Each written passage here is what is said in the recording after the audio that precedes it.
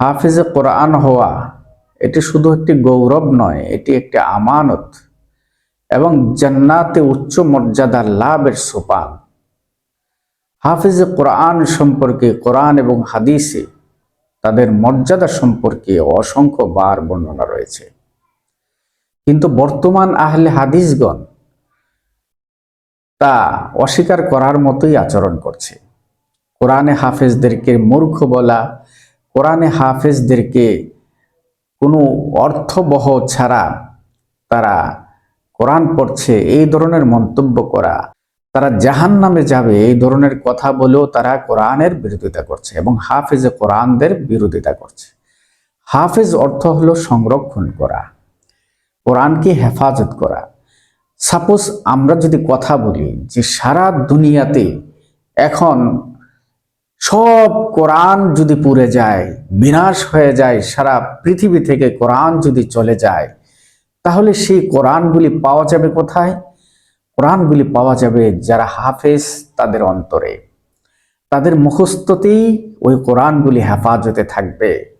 শুধু এই কথাই নয়, কোরআনে হাফেজদের বেলায় আল্লাহ রাব্বুল আলামিন কোরআনে কারীমের মধ্যে বলেছেন, ওয়ালাকাদ ইয়াসসারনাল কুরআনা লিযিকরি ফাহাল মিন মুদ্দাকির।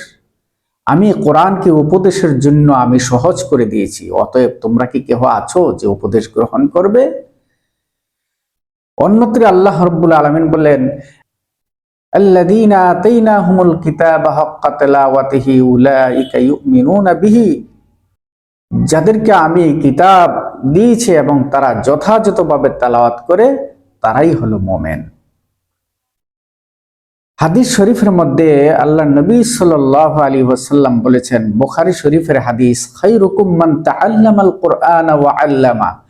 তোমাদের মধ্যে সর্বোত্তম ওই ব্যক্তি যে কোরআন শিখায় এবং অন্যকে শিক্ষা দেয়। এটা বুখারী শরীফের হাদিস, কিন্তু আজকে হাফিজে কোরআনদেরকে অবজ্ঞা করা হচ্ছে এবং মানুষ যাতে কোনোভাবেই কোরআনে হাফেজ না বানায় সেই জন্য তাদেরকে উদ্বুদ্ধ করা হচ্ছে এবং অর্থ ছাড়া কোরআন পড়া নাকি কোনো কিছুই না, অন্ধের মতো, এবং তাদেরকে কোনো ফেসিলিটি আখিরাতে দেওয়া হবে না, এই ধরনের বক্তব্য দিয়ে আজকে সমাজকে বিভ্রান্ত করছে।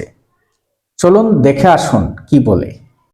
বলবেন এরা কোরআনকে পরিত্যাগ করেছে, এদের বিরুদ্ধে কিয়ামতের ময়দানে আল্লাহর নবী দাঁড়িয়ে যাবেন।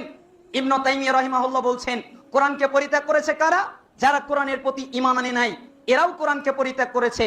যারা কোরআন শুধু তেলাওয়াত করে, এরাও কোরআনকে পরিত্যাগ করেছে। যারা কোরআন মুখস্থ শুধু করে, এরাও কোরআন পরিত্যাগ করেছে।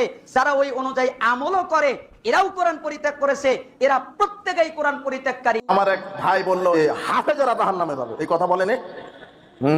এই হাফেজেরাই যাবে যারা শুধু মুখস্থ করে আর জিলাপি খায় আর মিলাদ পড়ায়, এরাই জাহান্নামে যাবে।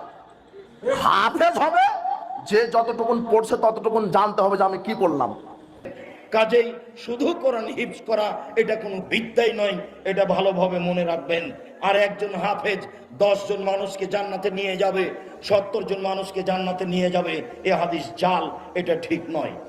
হাদিস শরীফে রাসূল করিম সাল্লাল্লাহু আলাইহি ওয়াসাল্লাম বলেন, ইউকালু লিসাহিবিল কুরআনি ইকরা ওয়ারতাকি ওয়ারাত্তিল কামা কুনতা তুরাত্তিলু ফিদ দুনিয়া ফা ইন্না মানজিলাতাকা ইনদা আখিরি আয়াতিন তাকরাউহা। হাদিস শরীফে আল্লাহর নবী সাল্লাল্লাহু আলাইহি ওয়াসাল্লাম বলেন যে আল্লাহ তাআলা বলতে থাকবে কিয়ামতের দিন তোমরা পড়তে থাকো এবং উপরে উঠতে থাকো, দুনিয়াতে যেমন তেলাওয়াত করতে তেমন তেলাওয়াত করতে থাকো, তোমার স্থান হবে শেষ আয়াত পর্যন্ত যেখানে তুমি পৌঁছবে। অতএব এই হাদিসগুলি অস্বীকার করার মতো কিছুই নেই। বুখারী শরীফে, তিরমিজি শরীফে, আবু দাউদ শরীফে এই সমস্ত হাদিস রয়েছে বর্ণনা। তিরমিজি শরীফের হাদিস, আল্লাহর নবী সাল্লাল্লাহু আলাইহি ওয়াসাল্লাম বলেন, মান ক্বারাআল কুরআনা ওয়া হাফিজাহু আদখালাহুল্লাহুল জান্নাহ। আল্লাহ রাব্বুল আলামিন ওই ব্যক্তিকে জান্নাতে প্রবেশ করাবেন যে কোরআন তেলাওয়াত করেছে এবং হিফজ করেছে। অতএব কোরআনে হাফেজদেরকে অবজ্ঞা করা এবং তাদেরকে নিরুৎসাহিত করা এবং তাদেরকে বলা যে কোরআন না পড়ে বুঝে পড়লে তাদের কোনো ফায়দা হবে না, আখিরাতে তাদের কোনো স্থান নাই, এই ধরনের কথা বলার কোনো সুযোগ নাই। যারা এই ধরনের বক্তব্য দেয় তারা কোরআন বিরোধী বক্তব্য দেয়। যদিও তারা আহলে হাদিস হয়, তারা হাদিসের কোনো অর্থই জানে না। কারণ খায়রুকুম মান তাআল্লামাল কুরআনা ওয়া আল্লামা, এই হাদিসটি বুখারী শরীফের 5027 নম্বর হাদিস। অতএব তারা এই ধরনের বক্তব্য দিয়ে সমাজকে বিভ্রান্ত করছে। আমরা স্পষ্টভাবে জানিয়ে দিতে চাই যে কোরআন হেফজকারী হাফেজদেরকে আল্লাহ রাব্বুল আলামিন কিয়ামতের দিনে অনেক মূল্যায়ন করবেন, উক্ত হাদিসগুলির দ্বারা বর্ণনায় পাওয়া যায়।